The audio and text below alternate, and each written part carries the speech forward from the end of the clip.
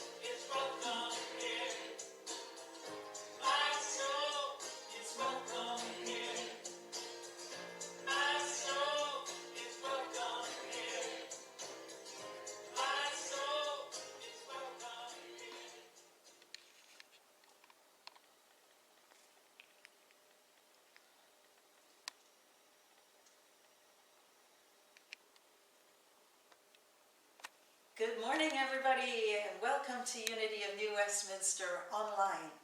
My name is Reverend Rhona Segarra, and it is my pleasure to welcome you to our service this morning, whether you are joining us on Facebook, on Zoom, or later on the website or on YouTube. Welcome. I invite you, if you're watching on Facebook, to please share or create a watch party so that we can experience this with more and more people. I want to especially welcome my cousin Alison, who is watching on Facebook from South Africa. It is so lovely to see your name pop up, and hi Alison, love you.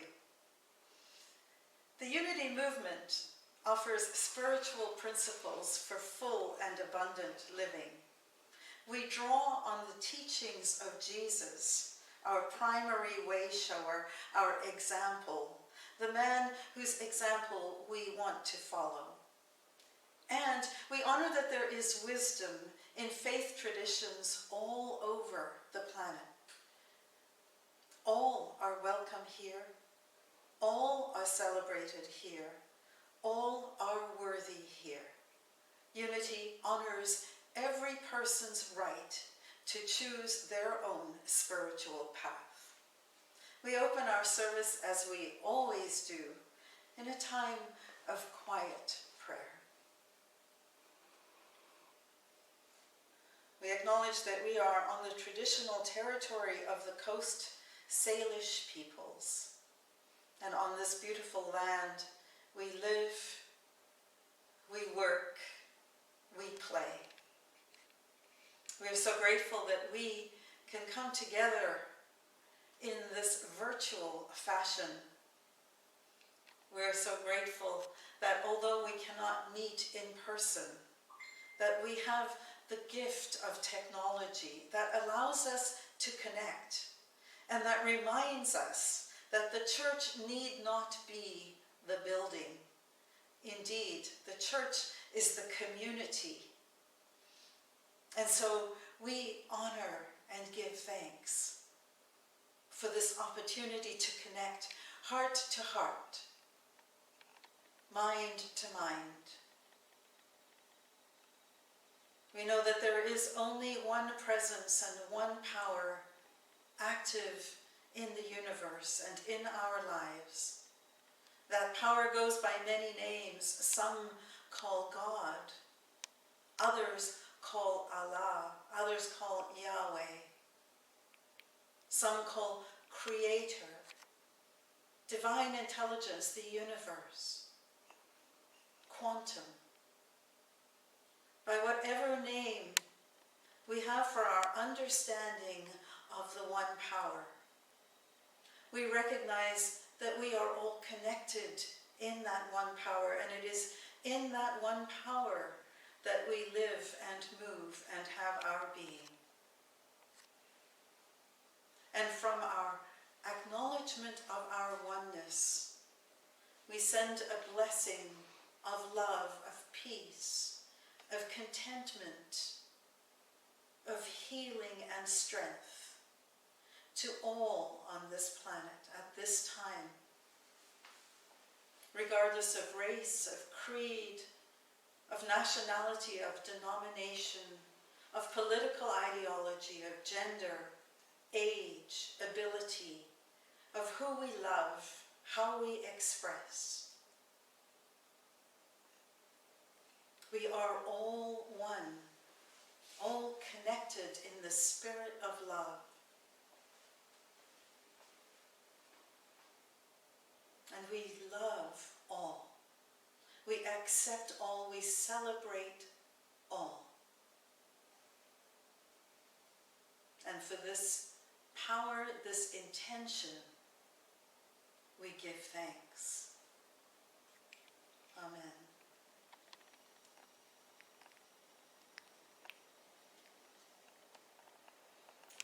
Our daily word today is faith.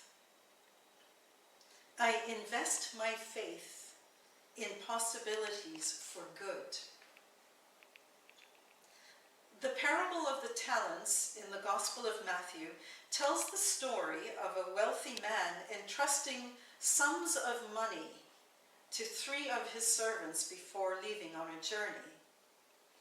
When the man returns, he praises and rewards the 2 servants who, through wise investments, have doubled the funds entrusted to them. The 3rd servant, who, acting in fear, hid the money entrusted to him, receives no reward. The divine faculty of faith that is part of my spiritual inheritance is more valuable than money. I invest my faith wisely by believing and trusting that possibilities for good are present even when good has not yet manifested. And I act on that belief. I believe and trust that possibilities for good are present. My positively directed faith brings rich rewards in consciousness. And from the Gospel of Matthew, chapter 25, verse 21. You have been trustworthy in a few things. I will put you in charge of many things. Enter into the joy of your Master. We prepare for our talk by singing one of our favorite songs today.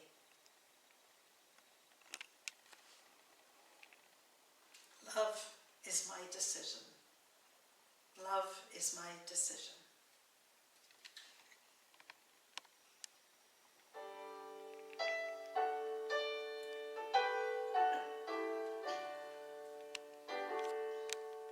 Love is my decision.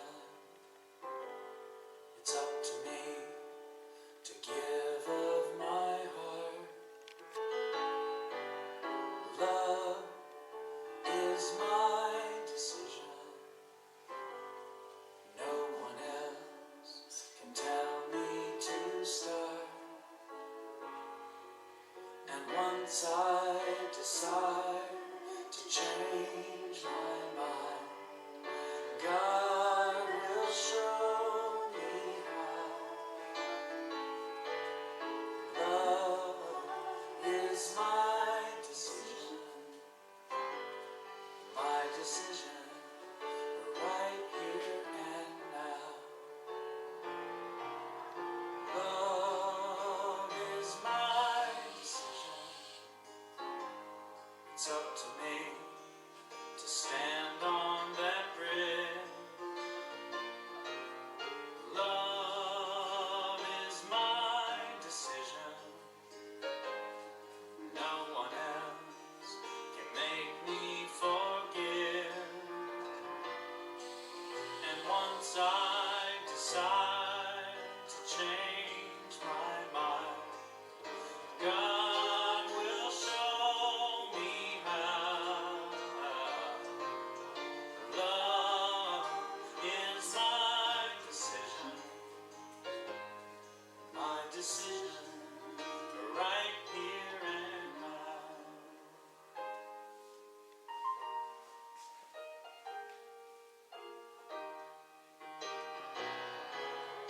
Love is my decision. It's up to me to dance down the road. Love is my decision. No one else can lighten my load. And once I decide to change my mind, God will show me how. Love is my decision. My decision, right here and now. Love is my decision. It's up to me to dance down the road. Love is my decision. No one else can lighten my load. And once I decide to change my mind, God will show me how. Love is my decision. My decision, right here and now. My decision, right here and now.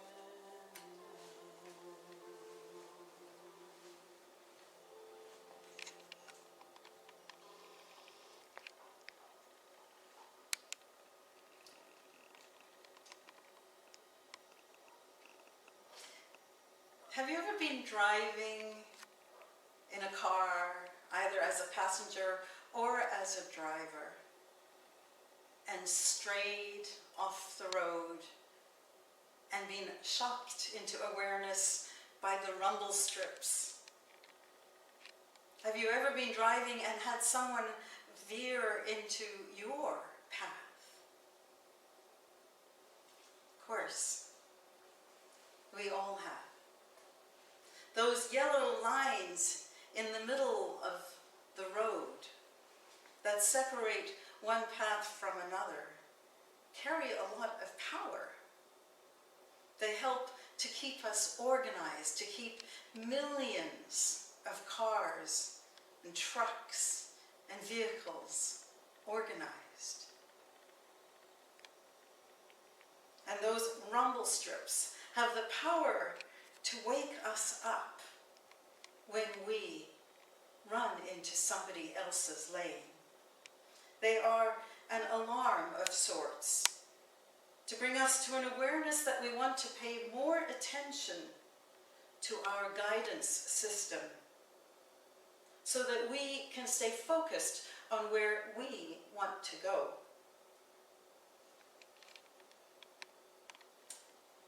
We can use the idea of the rumble strip for our lives as well.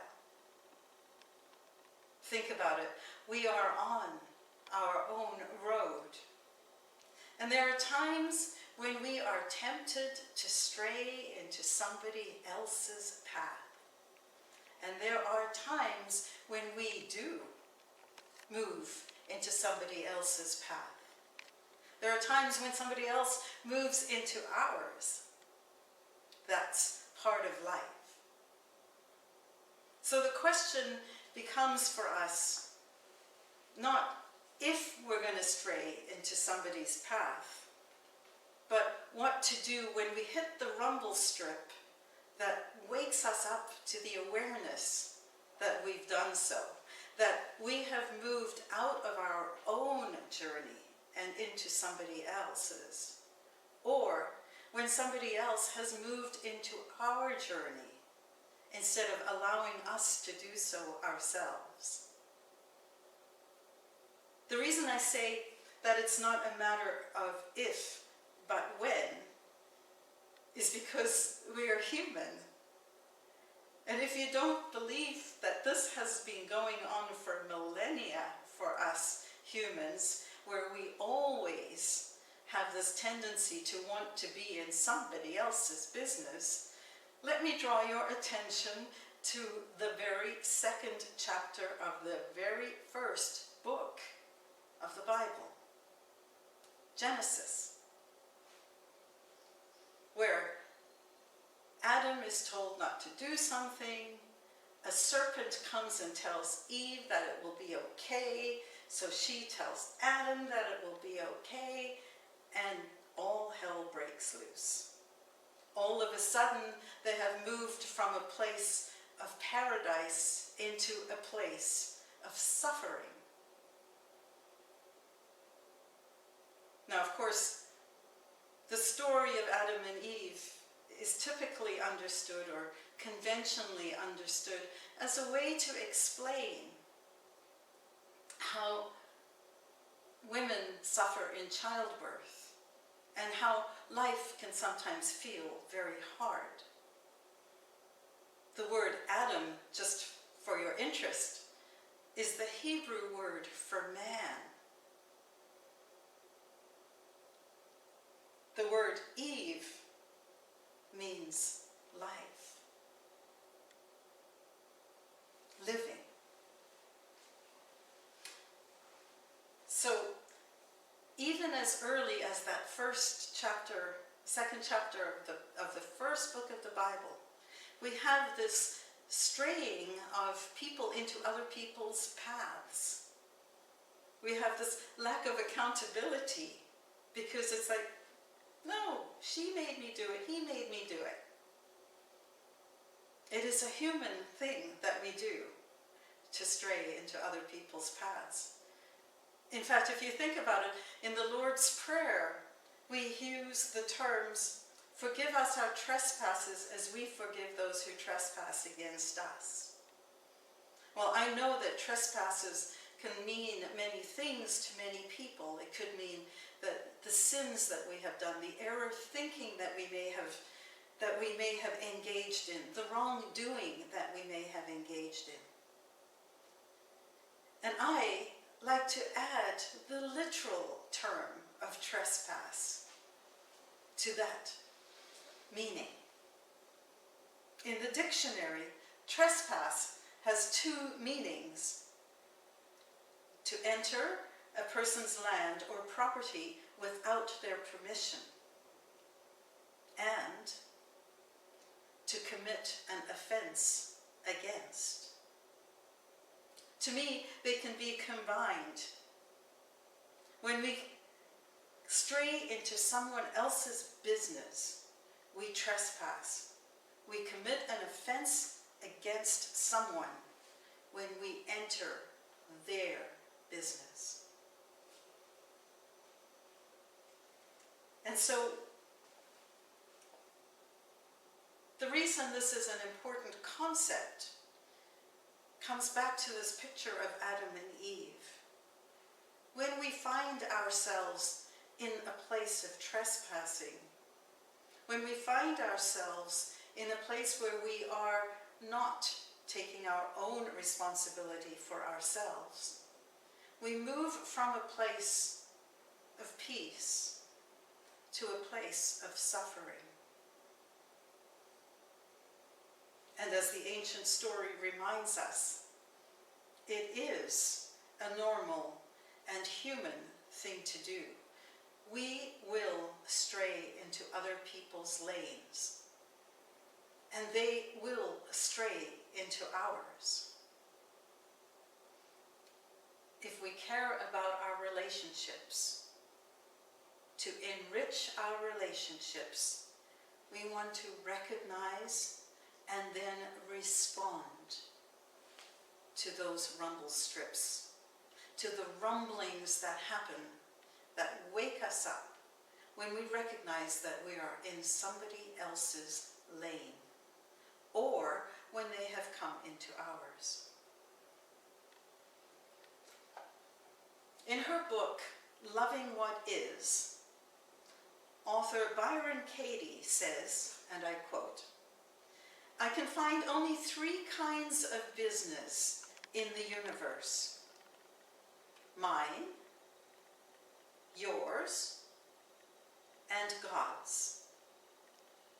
She goes on to say, "For me, the word God means reality. Reality is God because reality rules. Anything that's out of my control, your control, or anyone else's control, I call that God's business." Whenever we're experiencing anxiety, then, one of the first things we can ask is, whose business am I in? Am I in mine? Am I in yours? Or am I in God's business? Let's take a look at what happens when other people stray into our lane. How do we recognize and respond to that rumbling that we experience? I'm sure we have all experienced the benefit of somebody's constructive criticism. And I say that with a smile because it is such a horrible oxymoron to me. And yet, we've all done it. How do we recognize when someone has come into our lane?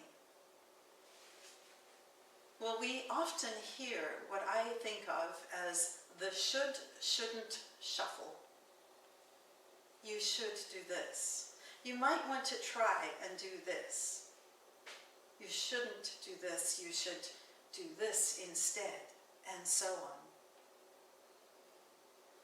Have you ever been moving about your day really peacefully, enjoying the sunshine, enjoying your space, enjoying whatever you might be doing, and somebody comes along and says or does something that cuts you to the quick, that takes you out of your Eden place, and into that place of barren desert, hopelessness, helplessness. That's the rumble strip. When it happens, it can be difficult not to take that personally. Normally, it's directed and with the word you in front of it, so it appears to be personal. And often when that happens, our first reaction then is to become defensive, or we become resistant, or we become angry, or we take offense, and we suffer. And that day that we were enjoying and that relationship that might have been rich up until that point suffers. What we want to try and do is recognize that someone has strayed into our lane, and it's none of our business. We need to put the blinders on and continue on our path as if we hadn't heard whatever they may be espousing. I didn't say it was easy,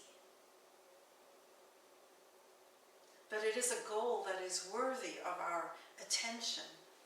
What if we can observe the other person's pain and discomfort and anger and irritation without absorbing it?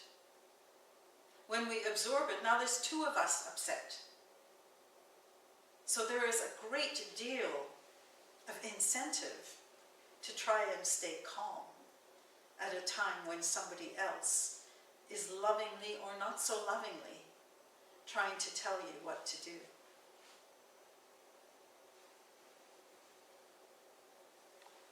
When we buy into the story that somebody veers into our lane and tells us, then it becomes our story.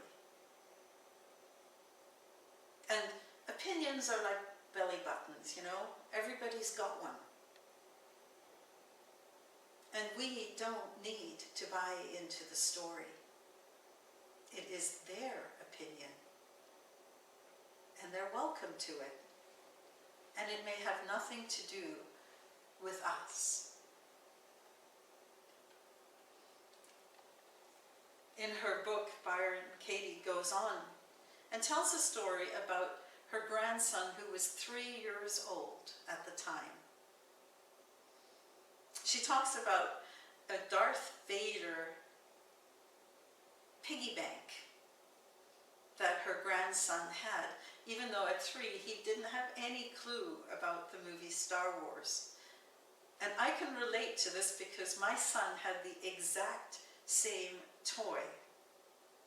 And this toy, when you put a coin into it, would breathe the Darth Vader sound, the music would play, the lightsaber would come up, and this Darth Vader voice would say, "Impressive, but you are not a Jedi yet." A direct quote from one of the movies. And her grandson, at 3 years old, wanted to be a Jedi so badly.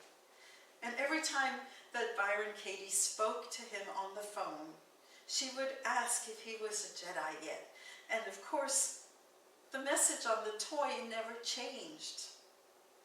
And he would say, "Grandma, I not. Grandma, I not." She picks up the story, quote, "Shortly after this, I was invited by a friend to fly over the desert in his plane. I told my friend about this Jedi thing and asked if my grandson could come with us. He said yes, and started smiling over an idea he had. He made arrangements with the ground crew, and as we landed, we heard a voice over the cabin speakers announcing, 'Racy, you are a Jedi. You are a Jedi now.' Racy rolled his little eyes in disbelief.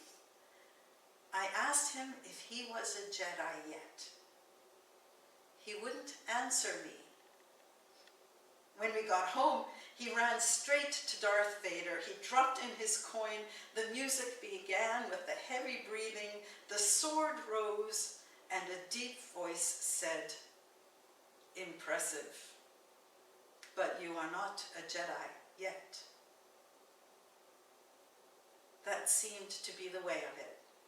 I asked him one more time, and he told me, "Grandma, I not." End quote.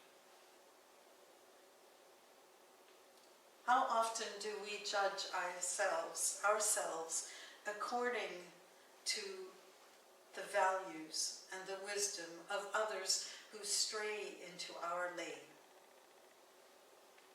When you hear the should, shouldn't shuffle, consider letting the other person have their opinion, knowing that it comes from their understanding of a situation, and it doesn't have to be yours.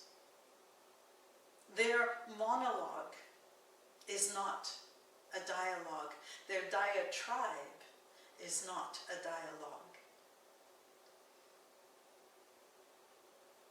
Try to observe rather than absorb. Will your feelings sometimes be hurt? Absolutely. Absolutely. And when it gets to be to the point where you feel that inner need to say something, it is okay to do both of these things at once, to observe, not absorb, and let the person know that your feelings have been hurt. And I turn to my friend Martha Creek, who is so wise and has such wonderful words when it comes to dealing with what can otherwise feel like a very difficult conversation to have with somebody. You may say things like, "It's absolutely clear to me that you didn't intend to hurt me. I'm working on that, and I'm going to let you know that I have feelings, and those feelings were hurt. I would want you to let me know if I hurt you." Another one. This is kind of awkward, but I get really uncomfortable when happens. And when I'm uncomfortable, I don't think clearly, I'm not on my path, and I'm likely to become more defensive. Here's another. I'll listen to what you say, but I have a limit to how much I can listen to it. I can be here to help you burn it off, but I don't have a lot of bandwidth for that. And another. For my own peace of mind, I need to stop talking about this. You see how powerful it can be to stay in your own lane and acknowledge that the other person has veered in, but we don't have to absorb it. We can observe it.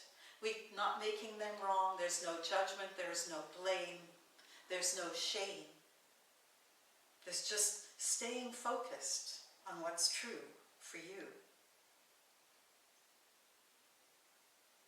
And remember that when we respond to somebody else's frustration with our own frustration, including the frustration of, "Oh my gosh, you don't need to be so frustrated about this."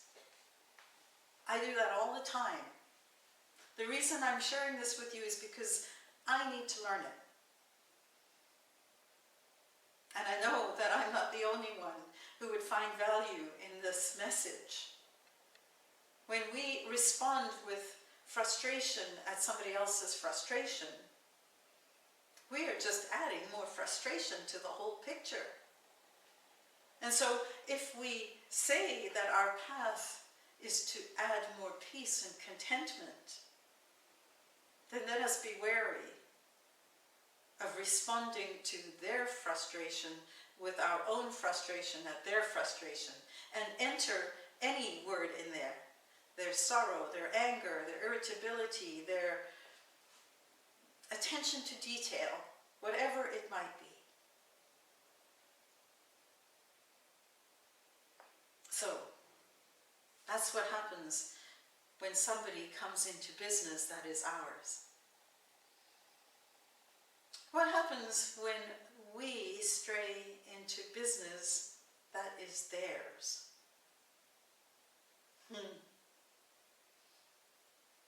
When we're focused outward in a very well-meaning way on what our spouse, our child, our mom, our dad, our brothers, our sisters, our friends, our bosses, our government, our healthcare professionals, whatever it might be.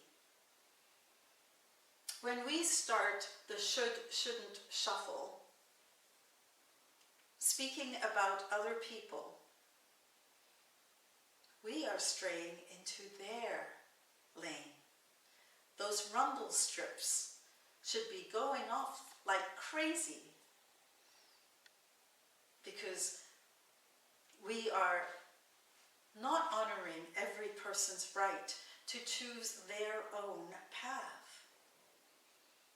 And what we're doing then is saying, I know more than you.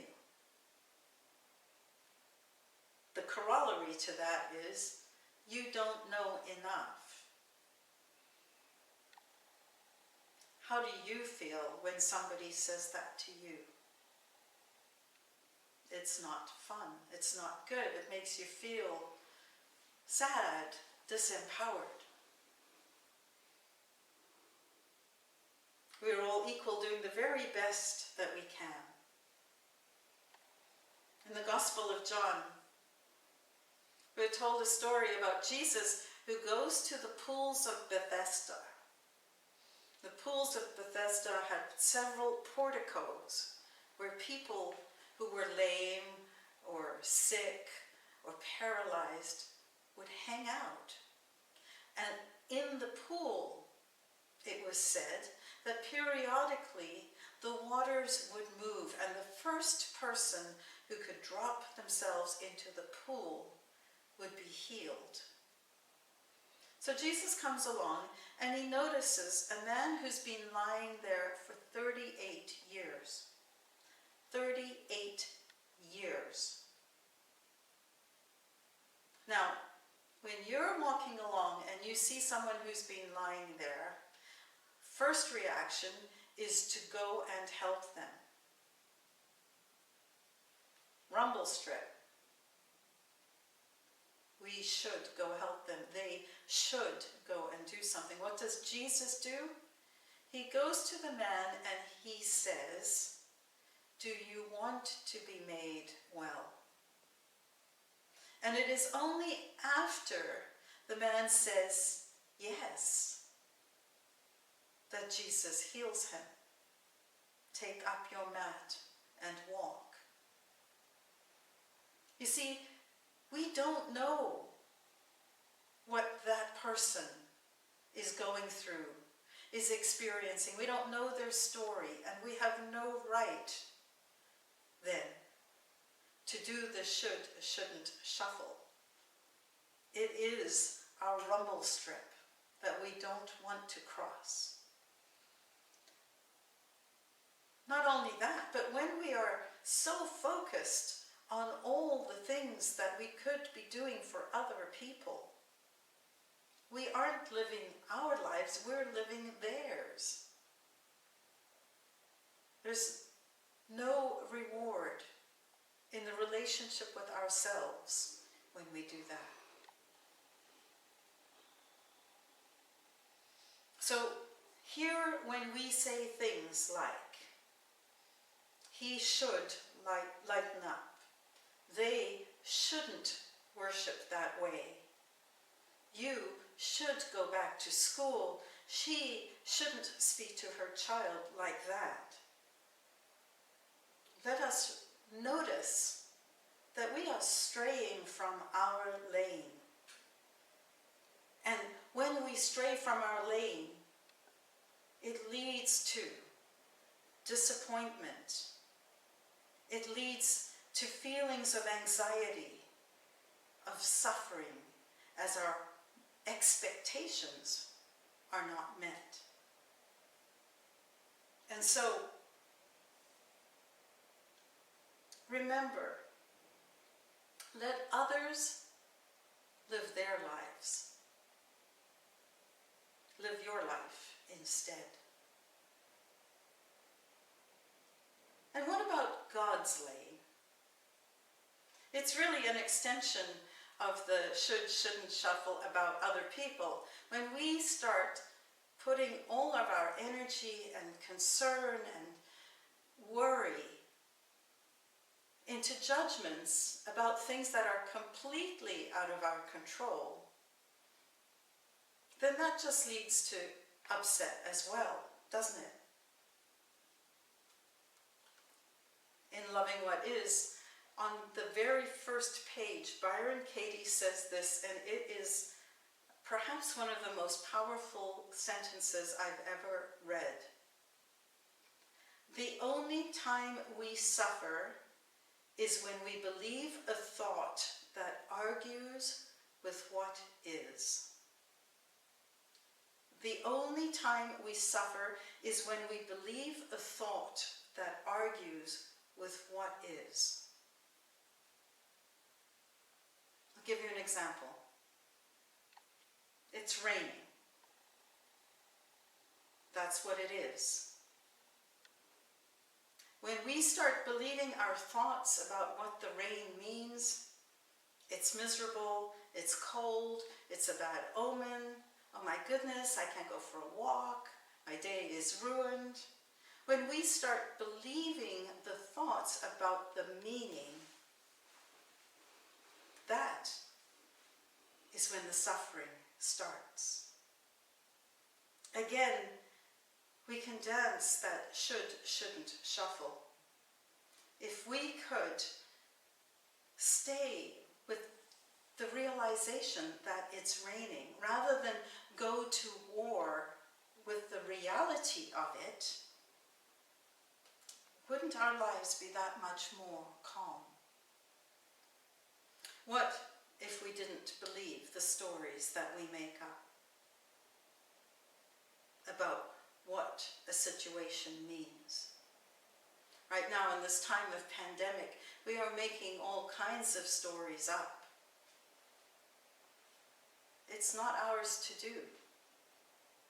What we can do is focus on what's in front of us, doing what's in our power. And by doing so, we create peace and contentment. We free ourselves from worry about things that we have no control over anyway.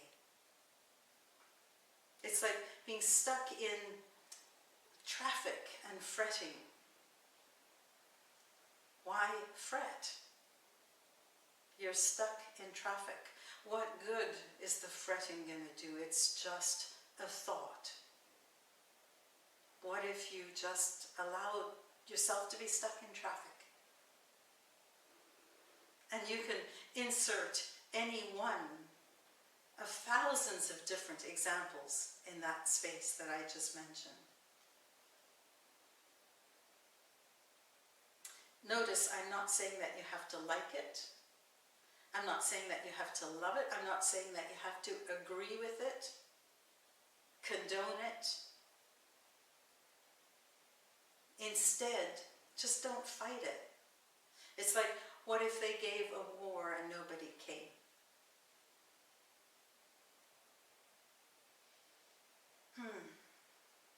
I'm reminded of the beloved and powerful serenity prayer that is said so often by so many people every single day. God, grant me the serenity to accept the things I cannot change, the courage to change the things I can, and wisdom to know the difference. The rumble strips in our life are the thoughts and the things that interfere with our clear road, with our clear path. They're the things that disturb our clear mind. We want to be aware of the shoulds and shouldn'ts. We want to be aware of when people come into our path and recognize by observing but not absorbing what might be going on for them. We want to recognize the stories that we tell ourselves when we try to help other people and veer across the shouldn't rumble strip into their path. Let's honor them and their own intelligence and divinity and wisdom. And when it's God's, when it's bigger than any of us can influence, then let us be accepting of that too. And just try and remind ourselves about who we want to be in the midst of this. And so, the rumble strip. Pay attention to it. Become aware of it. And for rich relationships, respond to the rumble strip. I bless you.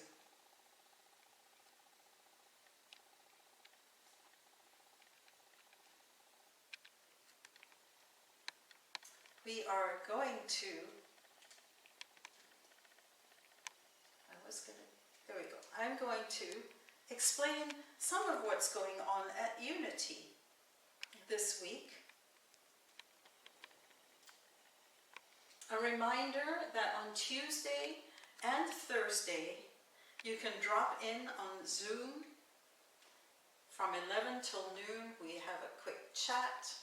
We talk about what may be going on in somebody's life, in the world. It's just a time to check in, to see each other's faces.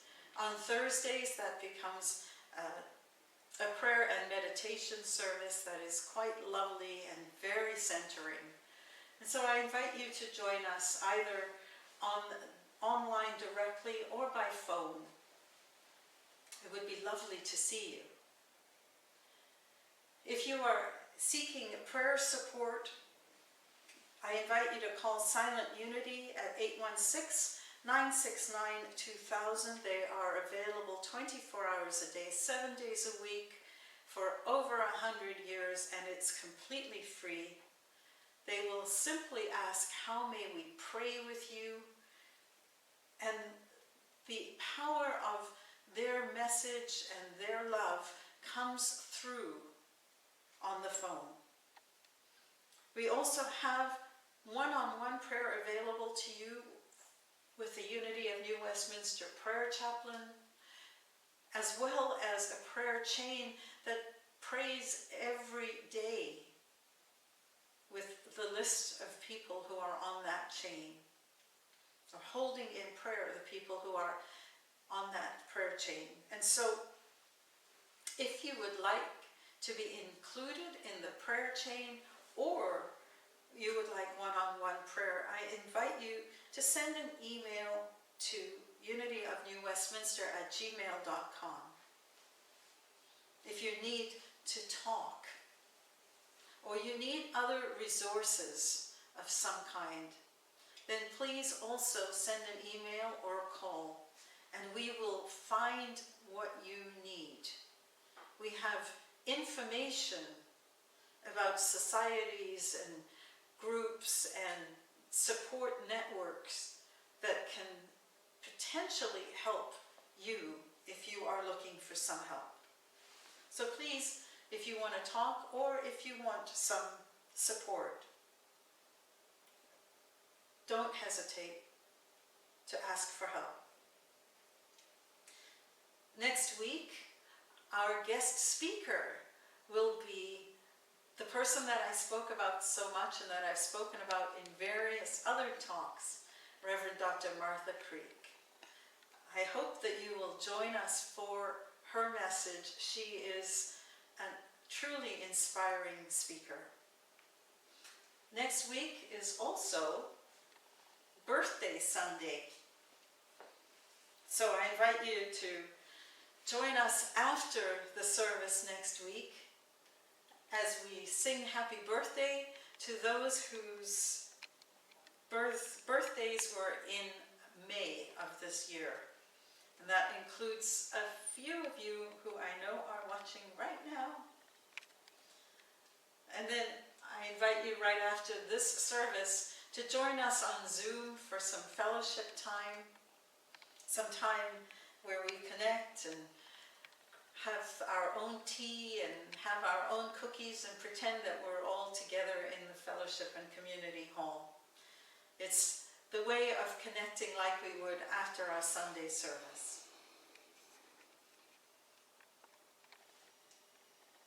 And now I invite you to take your gifts in your hands.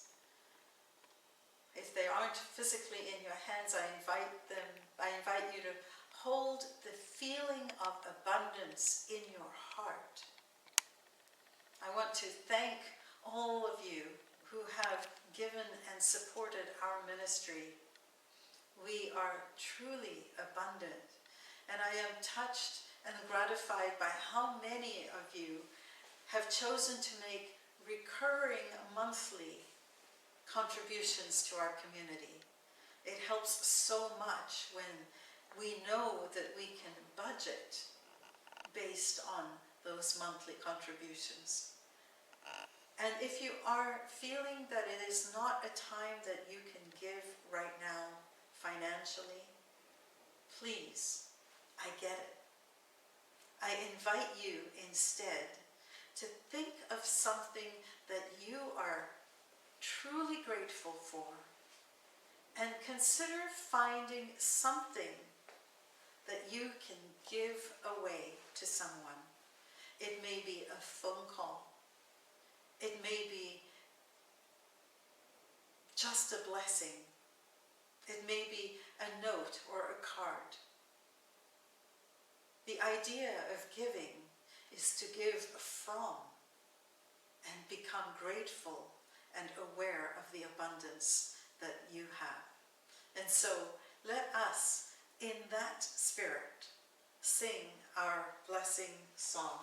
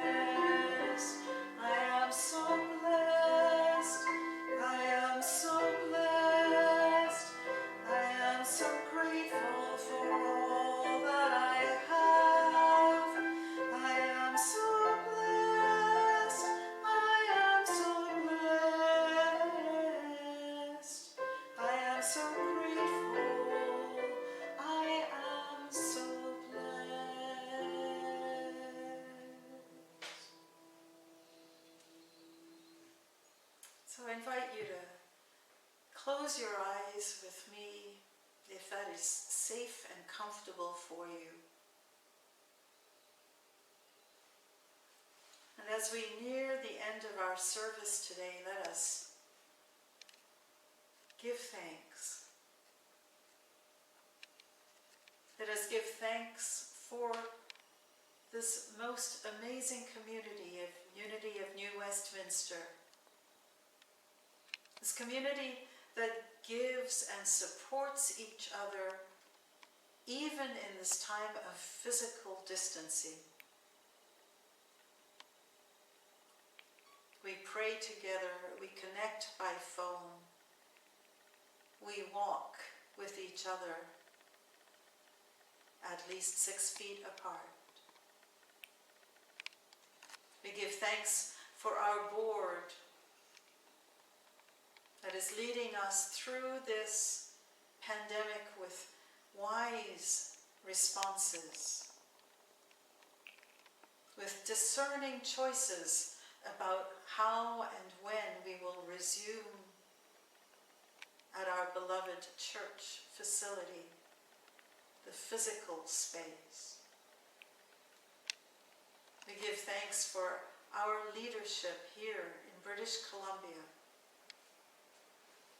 the leadership that has step by step shared with us scientific insight, reasons for doing the things that we've been asked to do, and mutual respect for an understanding that if people are spoken to and their intelligence is touched, that they will respond because they want to.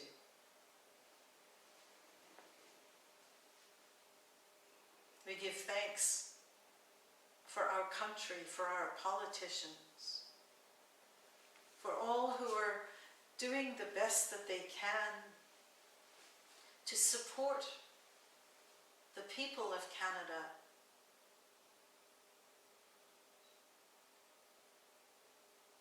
We give thanks for our healthcare professionals, our doctors and nurses and respirologists and technicians and people who are cleaning, people who are working on phone lines. We give thanks for all the frontline workers who are putting their lives on the line for us every day. Transit workers, grocery store employees, pharmacists, people who work in restaurants.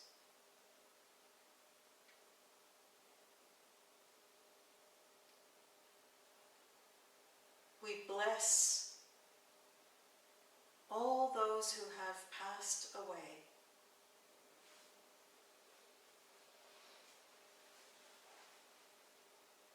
We give thanks for their lives.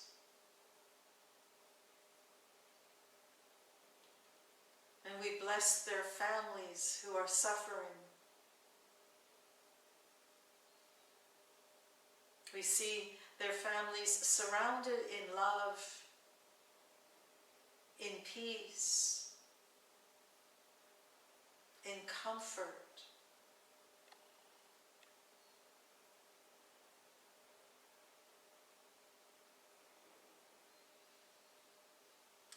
We bless all the people of the planet, those who are suffering in other countries, those who are suffering in the time of pandemic with other challenges, floods, other illnesses, drought, hunger. We bless all people. We surround all in prayers of healing and love.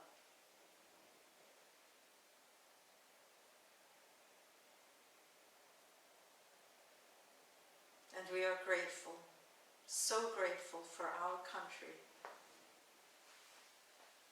that we live in a place where health care is affordable, where health care is accessible, where our values are inclusive,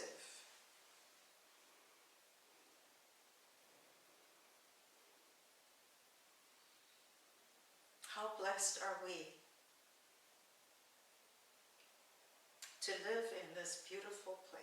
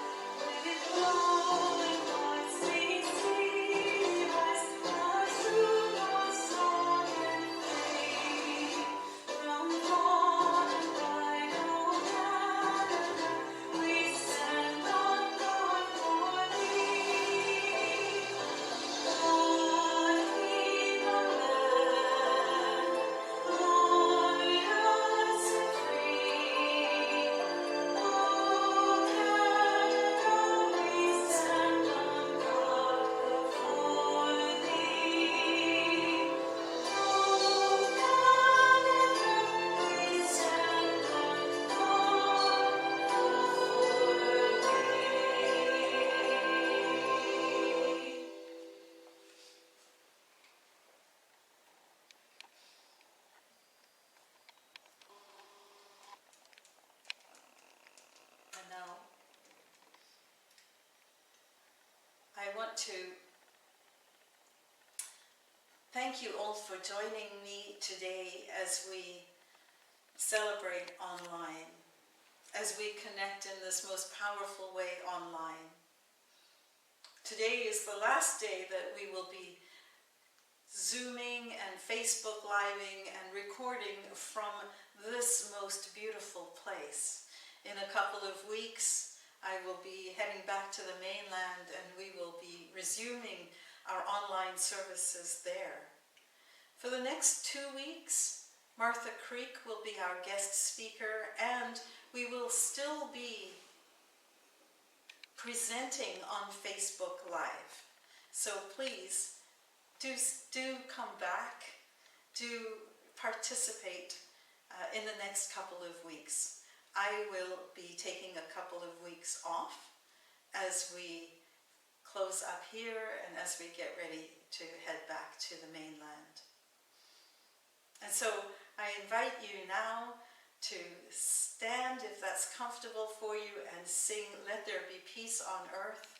Remember, after the service, to join us on Zoom for coffee. And remember, observe those rumble strips. Ask yourself, whose business am I in? Whose business?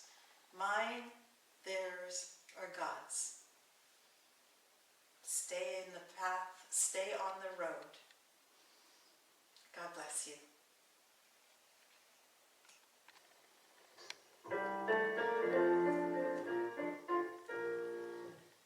Let there be peace on earth and let it begin with me.